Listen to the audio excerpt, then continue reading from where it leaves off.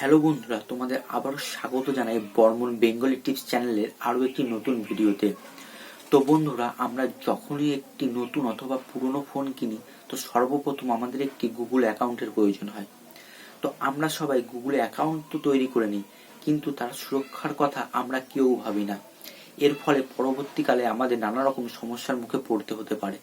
তো আজকে আমি তোমাদের গুগলে এমন একটি সেটিংস দেখিয়ে দেবো যার মাধ্যমে তোমরা তোমাদের গুগল অ্যাকাউন্টটিকে আগের তুলনায় অনেকটা সুরক্ষিত রাখতে পারবে। তো ভিডিও শুরু করার আগে বলবো, যেসব বন্ধুরা এখনো আমার চ্যানেলটিকে সাবস্ক্রাইব করুনি তারা প্লিজ আমার চ্যানেলটিকে সাবস্ক্রাইব করে দাও।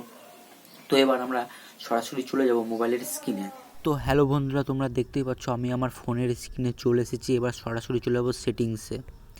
তো সেটিংসে যাওয়ার পর সার্চ করে নেবে গুগল বলে অপশানটি।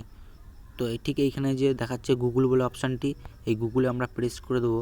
এই গুগলে প্রেস করার পর একদম নিচে এই যে সেটিংস ফর গুগল অ্যাপস, তো এই অপশানটিতে তোমরা প্রেস করে দেবে।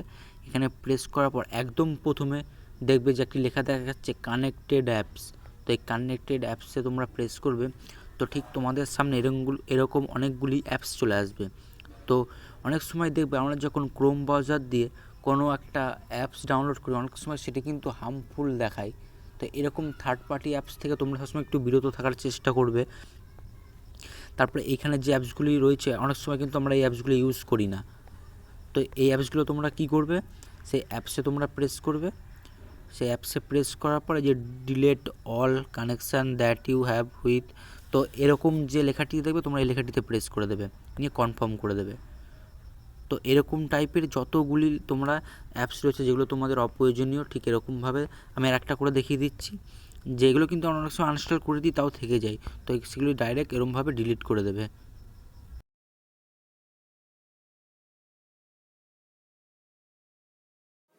তো বন্ধুরা, আজকের ভিডিওটি এখানেই শেষ করছি। ভিডিওটি যদি ভালো লেগে থাকে তো অবশ্যই ভিডিওতে একটি লাইক করে দেবে আর আমার চ্যানেলটিকে সাবস্ক্রাইব করে দেবে। এতে আমি যখনই নতুন কোনো ভিডিওর আপডেট দেবো তো তোমাদের কাছে নোটিফিকেশান পৌঁছে যাবে। তো ধন্যবাদ বন্ধু।